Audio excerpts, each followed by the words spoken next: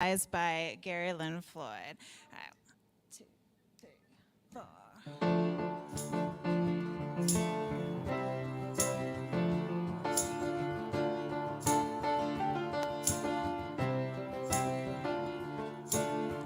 With a burst of energy, I rise to greet the world. With a burst of energy, I rise to greet the world. With a burst of energy, I rise to greet the world. With a burst of energy, I rise to greet the world. I rise with a burst of energy. I rise, I rise, I rise. I rise with a burst of energy.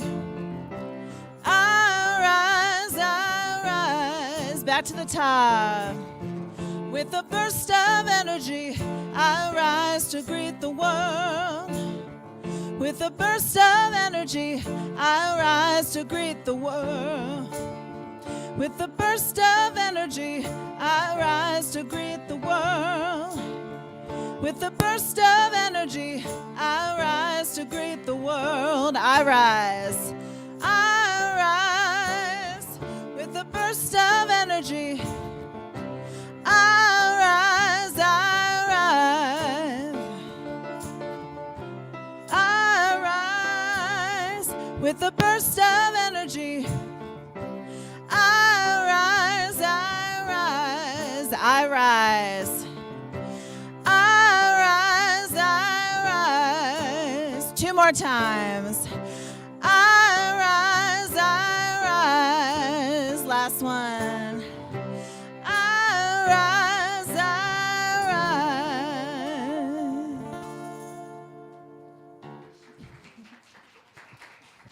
Wonderful. Thank you. It's great to have a bigger group up here now, huh?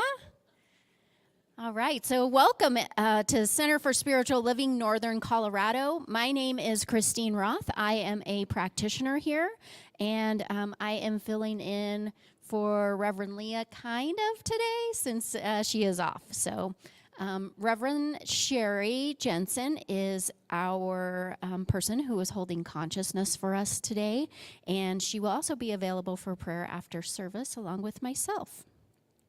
We are an inclusive community honoring all faiths, traditions, lifestyles, and beliefs. So wherever you are on your journey, you are absolutely welcome here.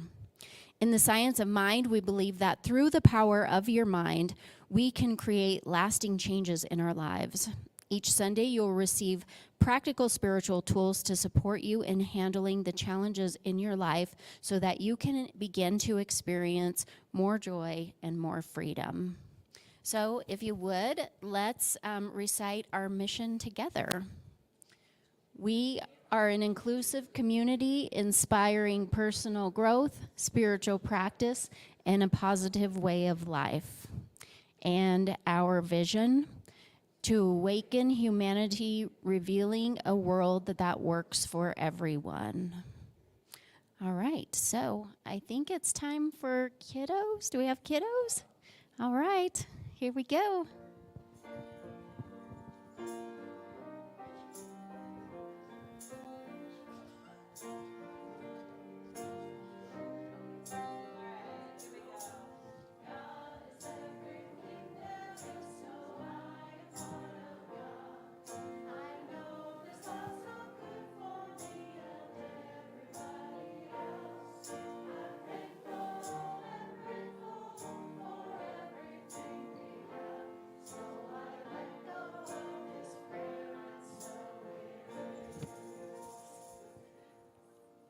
All right, see you later. All right, so now we got announcements. Miss Marie. I don't know if you know when you sing that song, you're doing a treatment. For anybody who's taking foundations right now, that song that you just sang is a treatment. So now somebody's going to run home and look in their Science of Mind textbook to make sure I'm not making that up. We have some great events coming up, so I'm going to tell you what they are. This month, we are supporting the Animal Friends Alliance. Look, they're so cute. God, they're just adorable.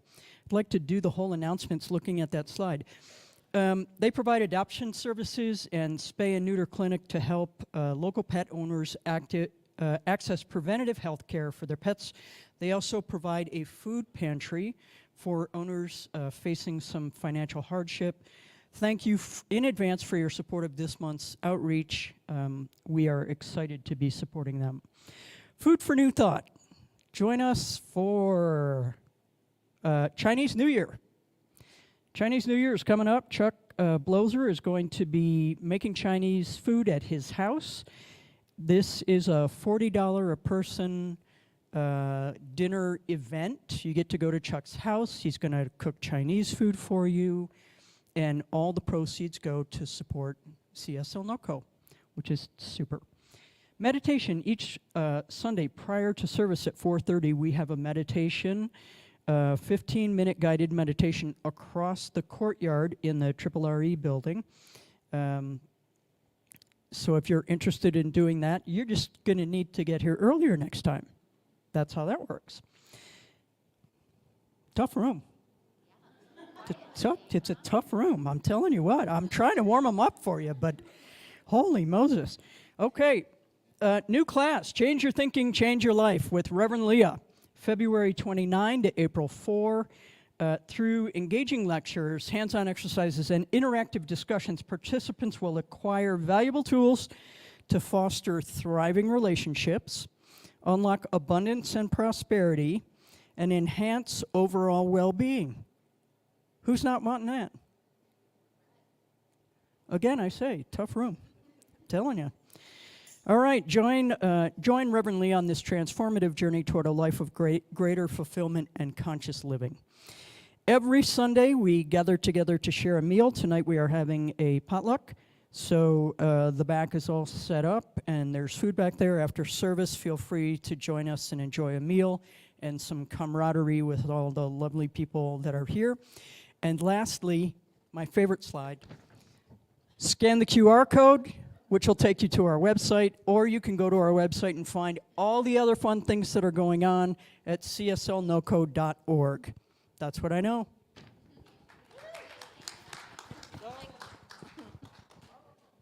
People might want to hear what's happening. All right, so I invite you now to just settle into your chair and just take a deep breath in if you haven't had one today. And we will be doing a meditative chant, and I will be praying us in. And the words for our chant will be on the screen.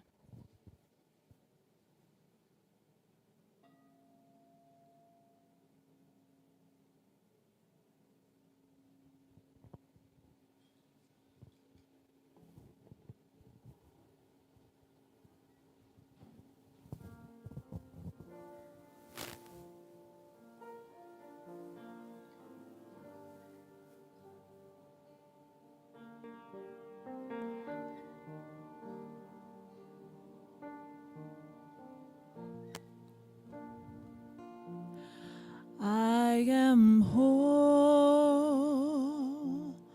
I am whole. I am whole. I am whole. I am whole. I am whole. I am whole. I am whole. All I need. All I need resides in me. All I need resides in me. All I need resides in me. All I need resides in me. am whole. I am whole. I am whole. I am whole. I am whole. And once more. I am whole. I am whole. I am whole. I am whole.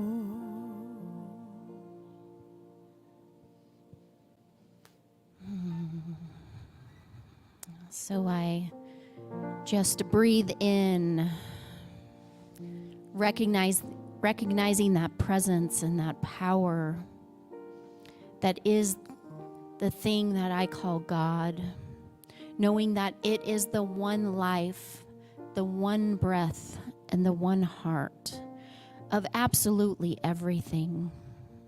For it is the infinite source of good.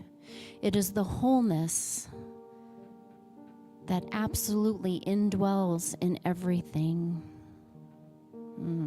And I know that I am one with that, and each one of us is one with that divine presence.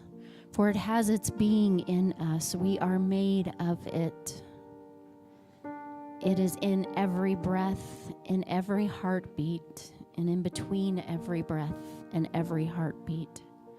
That presence is everywhere, ever available. And so what I know for this community is that we are one, we are whole, we are part of this great grand divinity. And that as we move through this service this evening, we recognize that in ourselves and in each other.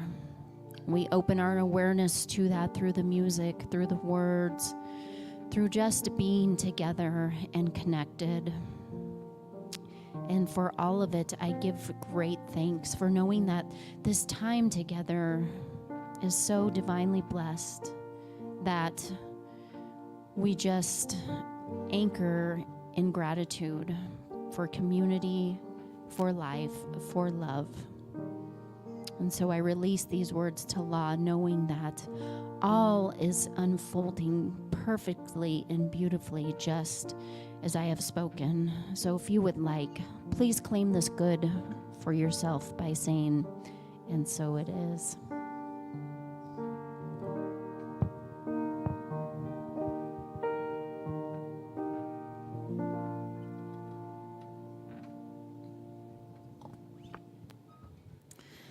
All right, so our first featured song for today is a song by the Indigo Girls, one of my favorite groups.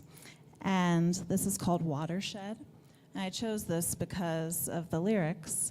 I think they're really profound and talk about how the path isn't always clear, and you can't really plan for things that happen in life, but kind of embracing that that mystery and looking out at what's ahead of you. And the lyric that I love most is every path or every choice is worth your while. So this is Watershed.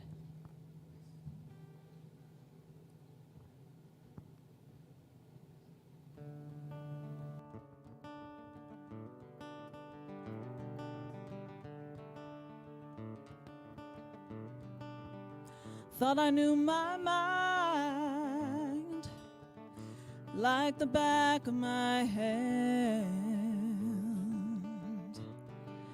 Gold and the rainbow, nothing turned out as I planned. They say only milk and honey's gonna make your soul satisfied. Well, I better learn how to swim, 'cause the crossing is chilly and wide. twisted guardrails on the highway, broken glass on cement, the ghost of someone's tragedy, how recklessly my time has been spent. They say that it's never too late, but you don't get any younger. Well, I better learn how to starve the emptiness and feed the hunger. Up on the watershed,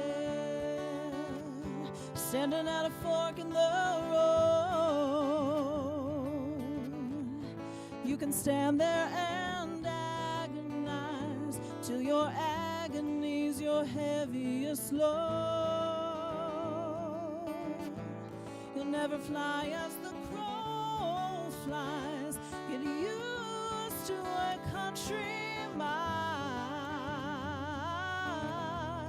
when you're learning to face the path at your pace. Every choice is worth your while,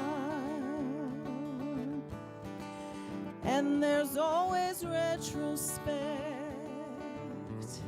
to light a clearer path. Every 5 years or so, I look back on my life and I have a good laugh. You start at the top, go full circle round, catch a breeze, take a spill, but ended up where I started makes me wanna stand still. Up on the watershed, standing at a fork in the road, you can stand there and agonize till your agony's your heaviest load. You'll never fly as the crow flies. Get used to a country mile when you're learning to face the path at your pace. Every choice is worth your while. Stepping on a crack, breaking up and looking back. Every tree limb overhead just seems to sit and wait till every step you take becomes a twist of fate. Up on the watershed,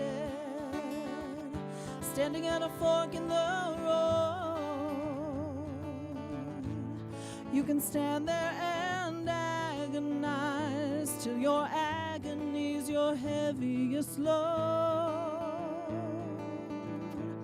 You'll never fly as the crow flies. Get used to a country mile when you're learning to face the path at your pace. Every choice is worth your while when you're learning to face the path at your pace. Every choice is worth your while when you're learning to face the path at your pace. Every choice is worth your while.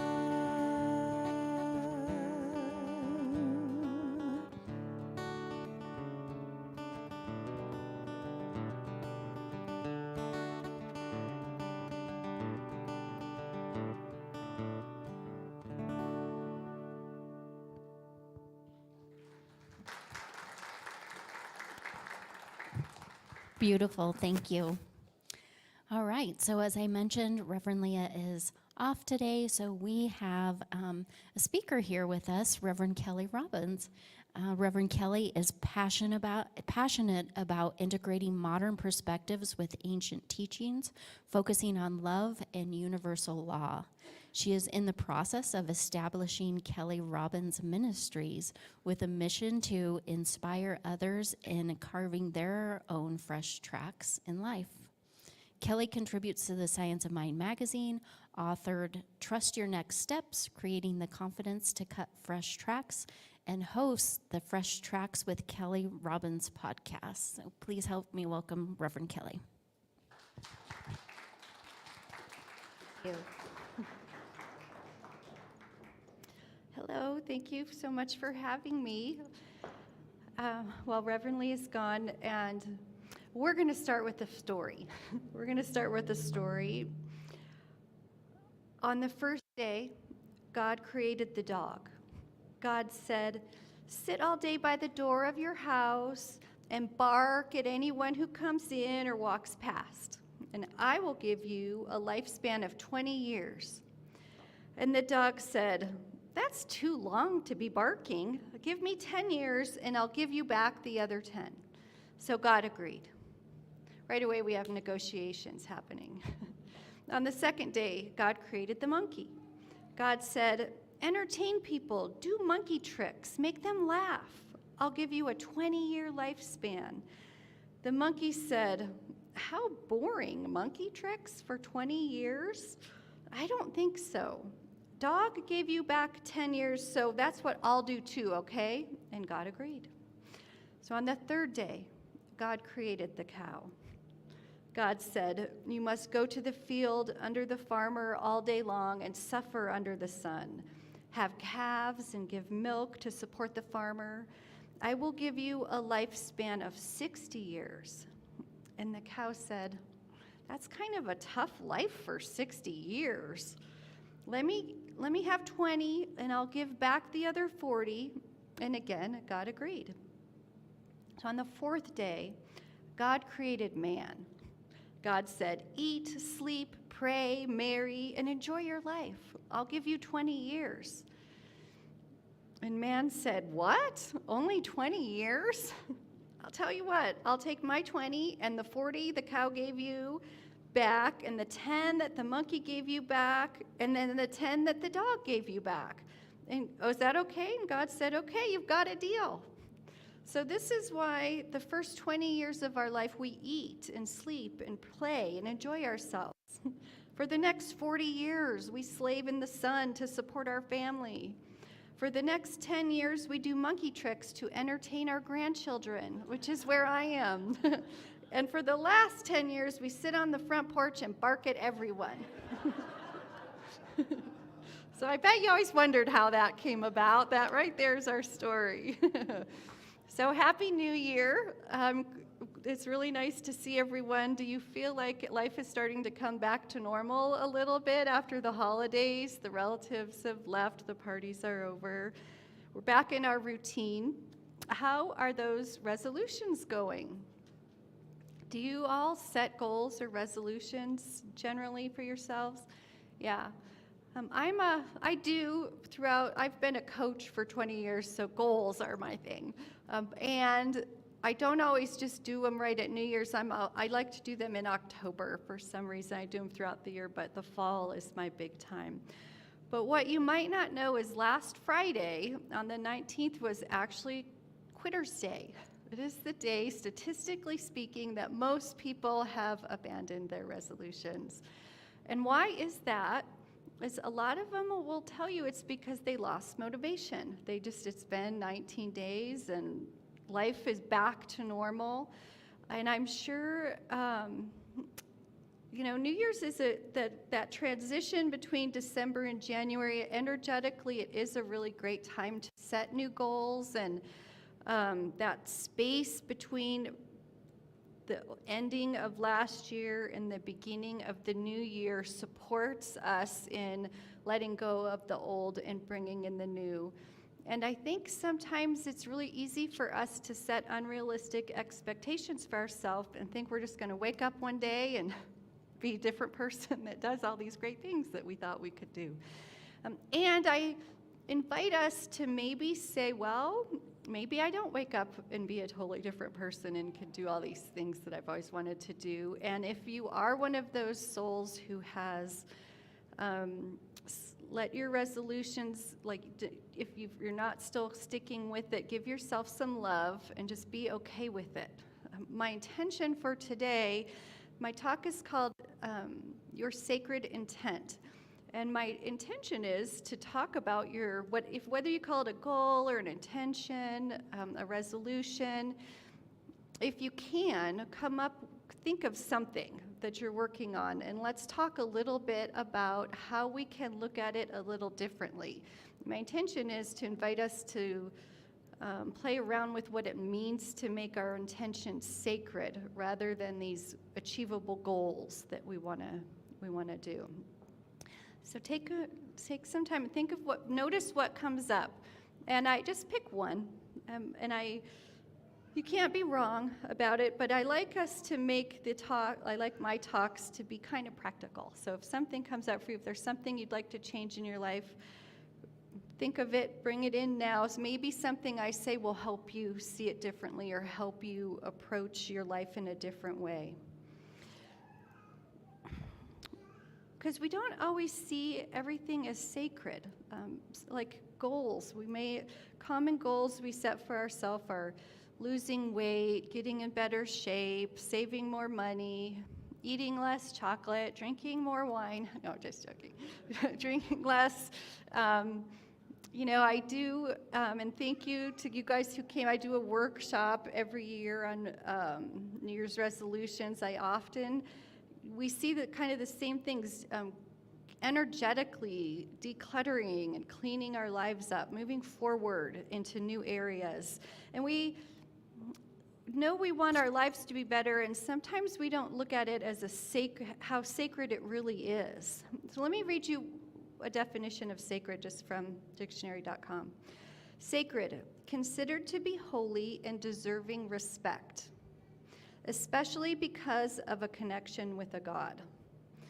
So considered to be holy and deserving respect. I know when I think of sacred, I often think of like sacred relics or a place you might go visit that's a sacred site. I don't always think of myself as sacred or what I do throughout the day as sacred. And I think some of us might say when we're talking about our purpose, like, what is my life purpose? We might have some expectations on ourselves that we're born, we have this divine purpose, and I don't feel like I'm living it, and we might put some heaviness on ourselves with that word purpose. I would bet most of us don't even go there when it comes to our goals and intentions. Our divinity. So what I'm going to invite us to do when we're looking at our divinity is we're going to talk about remembering our sacredness, uncovering our sacredness, and specifically uncovering where is the sacredness in that goal? Where is the sacredness in that intention? Remembering it, uncovering it, and recovering it. Recovering it maybe means where do I have a wound or an injury that's kind of blocking me from realizing the truth of this situation?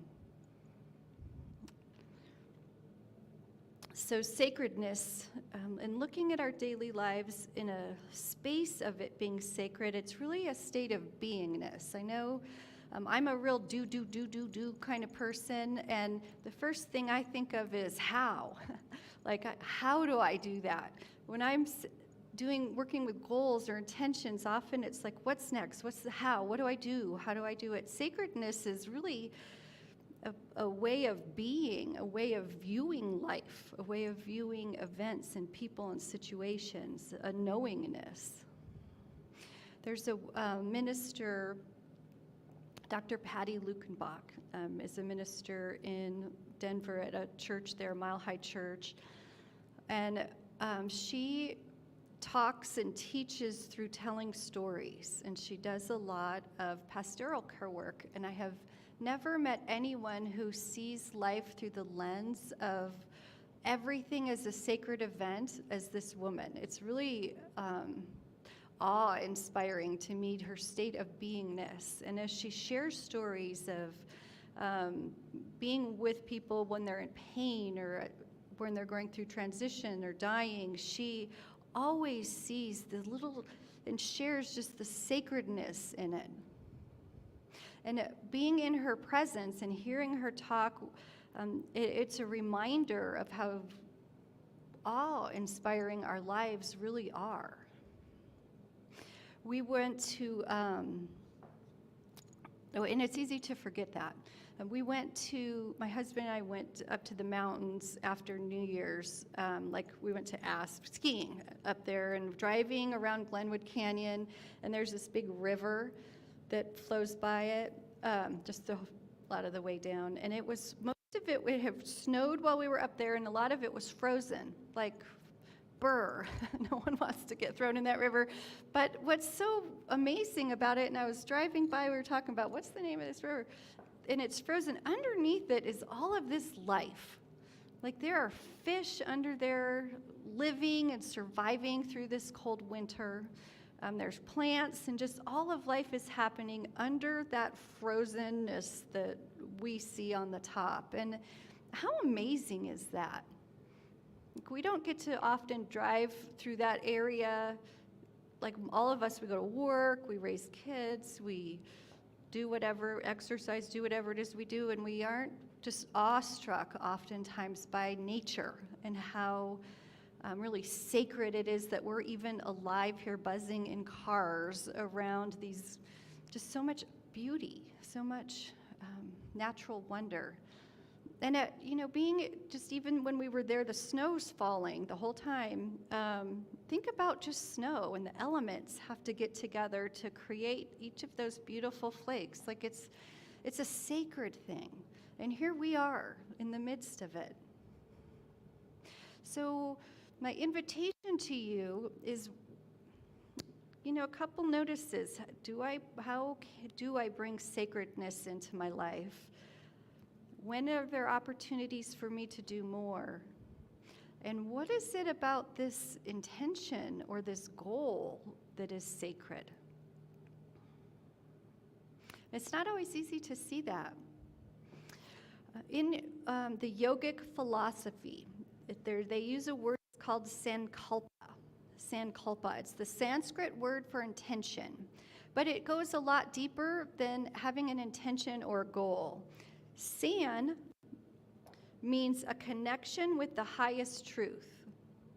A connection with the highest truth. So in there is this understanding that you know what your highest truth is. What is the highest truth? And then kalpa means a vow.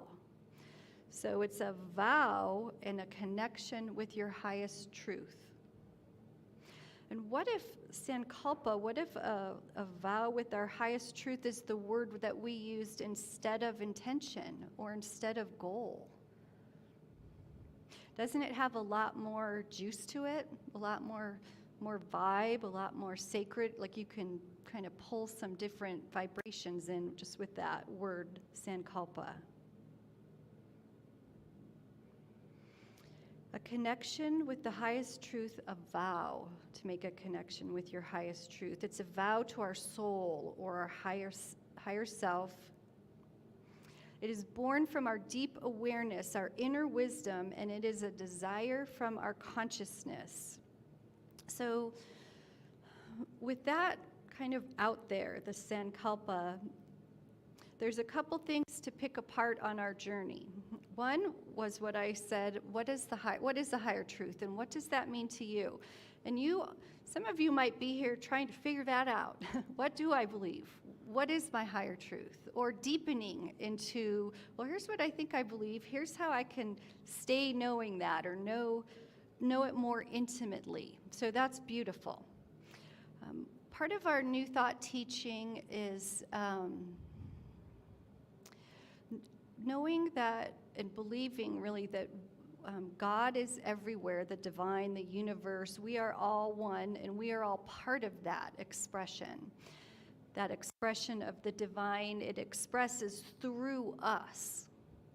And knowing that God expresses through us. I know not everyone always loves that word, God, but the universe, whatever that means to you, is expressing through us. That is how it grows and expands and expresses all of its qualities, the qualities of love, the qualities of power and joy and abundance and beauty, harmony, anything that you can think of that is happening through us. So when we have an idea to do something in a different way, that is the divine expressing itself. And in that tension to grow, you following me? So if you're having this idea to, I'm just going to pick an easy one, like lose weight or exercise more, how can we view that? Like, it's easy to go, oh, this is society, we can just be very superficial with it, or we can bring in this sacred, the beingness of sacredness into this intention and say, this is so amazing that my body is even here right now. And I have this thought, I have this desire, this is from the divine, this is from God. How do I honor that? How do I honor that without being hard on myself, without judging myself? How do I get myself in this space where I'm loving the opportunity, even though it might not be easy, but loving the opportunity to let the divine express in its own unique, individual way through me? And I don't know about you, but I have to sit there and think about that sometimes because it's not an automatic way I think. So sacred intention. I thought wanted to have an example to share with you. And the first example that I had, I'm going to share it with you, was I think the most conscious sacred intention I made was when I didn't used to go to church at all. And I might have shared this with you when I was here before, but I didn't go to church till maybe 12 years ago.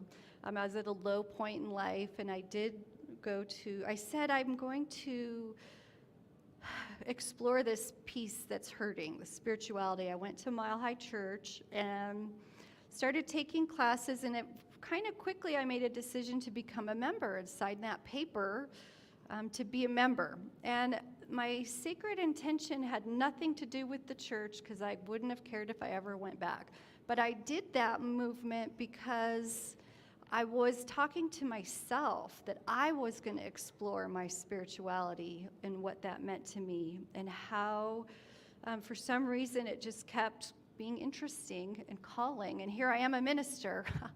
And that's an example, but it's kind of churchy in its own way, so you can kind of see the sacredness in it. But it wasn't about becoming the member. It was about me saying to myself, I'm going to explore this interest I have. The other sacred intent that I had made in my life was back, I had a corporate job. For 13 years, I worked at UPS in the brown trucks. And when my third daughter was born, I quit. And I started a business being a copywriter, writing copy. And I wanted to be home with my kids and not be in that corporate America. And I promised myself I would never wear pantyhose again. Back then, I hated them. And then you had to wear a business suit that matched, like it was very traditional, professional company. I had a suit and a jacket, and the women had to wear pantyhose, and I hated them. Like, they're tight, and when it's hot, you have to go outside, and they stick to you. Like, it was just miserable. And I was always say when life got hard, and I had young kids and wasn't making the money I wanted to be made, or I was struggling, I would think back to those miserable pantyhose. And it would spur me on to keep focused on what I really did want. And my sacred intent was not the pantyhose. It was the freedom to live how I wanted to live. It was about the freedom to, wear what I wanted to wear and be with my children and have flexible lifestyle. That was what it was. The pantyhose and it's a kind of a teaching point. It symbolized how low life could get, and it made me move. Not going back there like the low point, it made, whenever times got hard, I could go back there and go, oh God, I don't want to do that again. And I would go, it would inspire me to go work harder and do more when I was struggling. So for your goal or your New Year's resolution, can you find that pantyhose moment? Can you find that low point where you're so miserable that it spurs you to go through that pain, the hard times? I know it's kind of funny, but it's true. And if you can find that hard point, it really was about being with my children and being, balanced in life. But I had to keep, and as a coach, as I work with people, I do try to find those the points that were the pain points, really, because that's what makes you move. So if we're just playing with our one goal, and we're knowing that we are the divine expressing through us, and that whatever our goal is naturally an expansion of the expression of God, and we're struggling, where are you? Just like the story we had, we negotiate, right? The animals were negotiating with God. Where are you coming up with a reason not to? Where are you negotiating with yourself? And maybe no one else knows that you're doing it, but you know.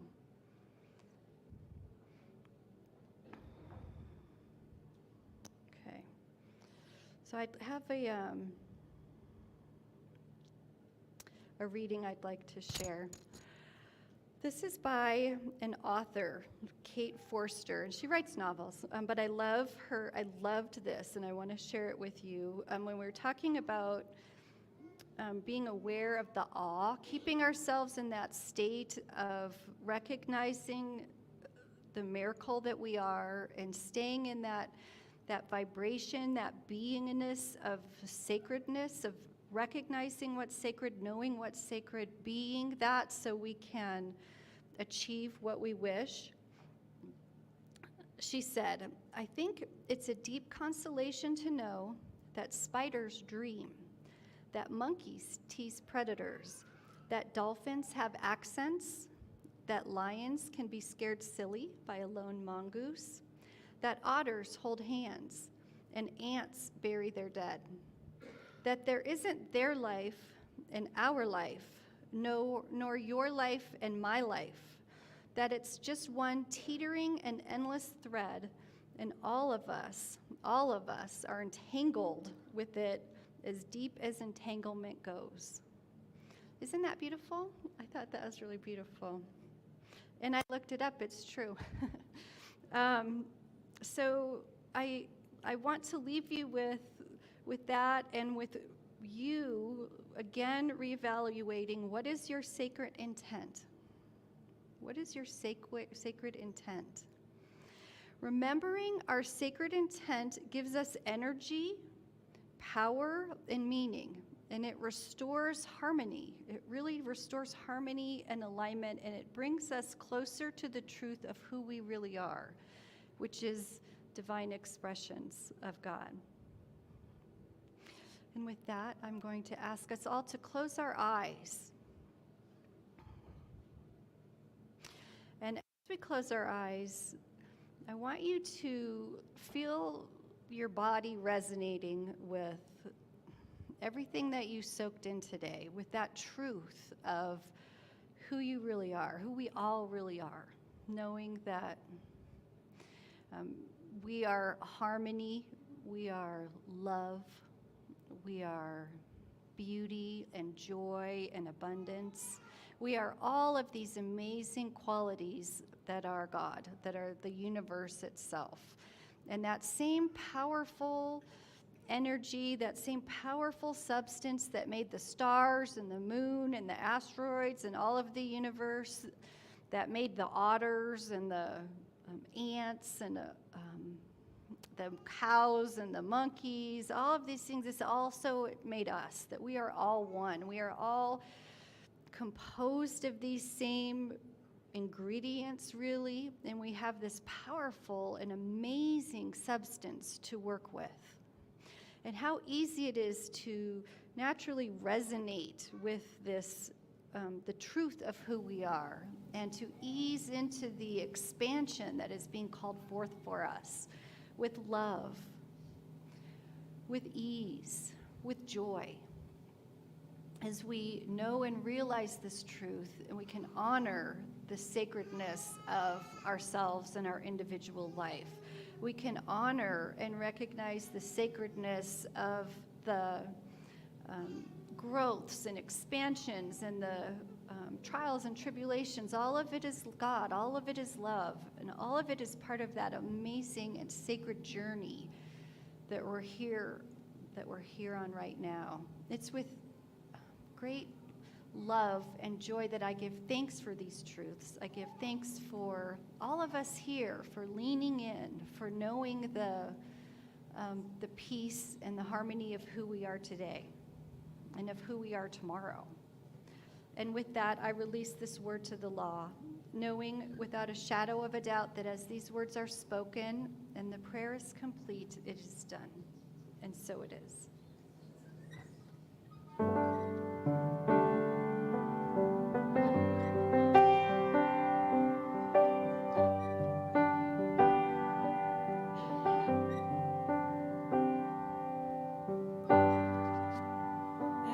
Everything is sacred.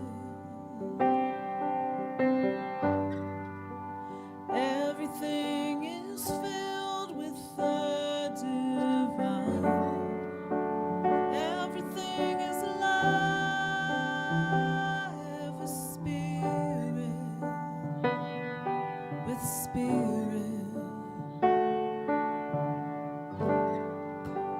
Everything is a wonder, unfolding right before our eyes. Everything is alive with spirit, with spirit.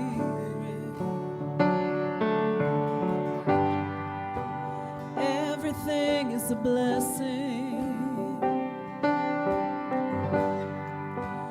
bursting from the earth and sky. Everything is alive with spirit, with spirit.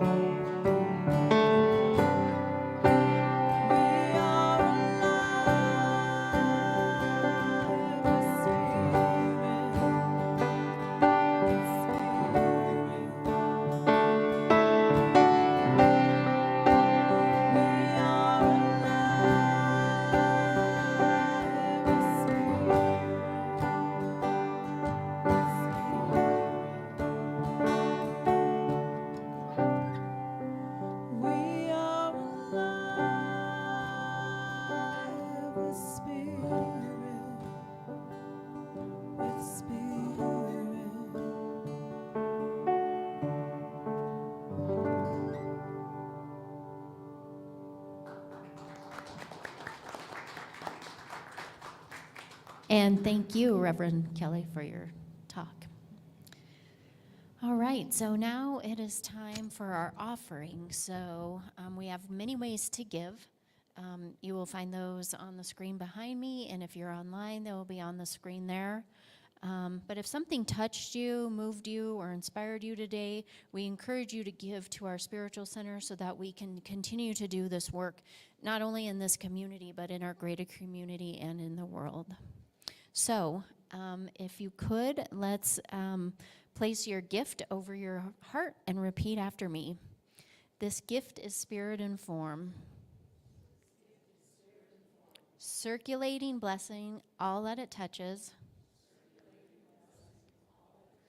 I freely give and I joyfully receive. And so it is.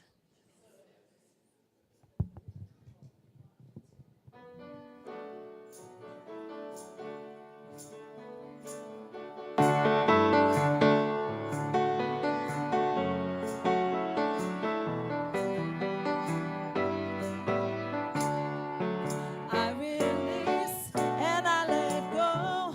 I let the Spirit run my life, and my heart is open wide. Yes, I'm only here for love. No more struggle, no more strife. With my faith, I see the light. I am free in the Spirit. Yes, I'm only here for love. I release and I let go. I let the Spirit run my life, and my heart is open wide. Yes, I'm only here for love. No more struggle, no more strife. With my faith, I see the light. I am free in the Spirit. Yes, I'm only here for love. I am free in the Spirit. Yes, I'm only here for love.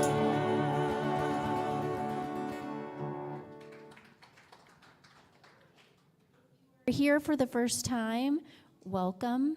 We see you, we appreciate you, and just welcome to our spiritual family. I hope you found something here today that moved you. After service, our prayer partners will be available for prayer. In addition, we have written prayer requests in the back, so if you don't want to pray in person with somebody, even though we would love to have you, you can drop in a prayer request, and we will absolutely pray on that for you. So it is time for a benediction. So please stand for our benediction and closing song. And if you would like, you can place your hands over your heart or grab a hand if you're comfortable. So let's say it together. May we be at peace. May our hearts remain open. May we awaken to the light of our own true nature. May we be healed. May we be a source of healing for all beings. Love is who I am. Love is who we are. Love is all there is.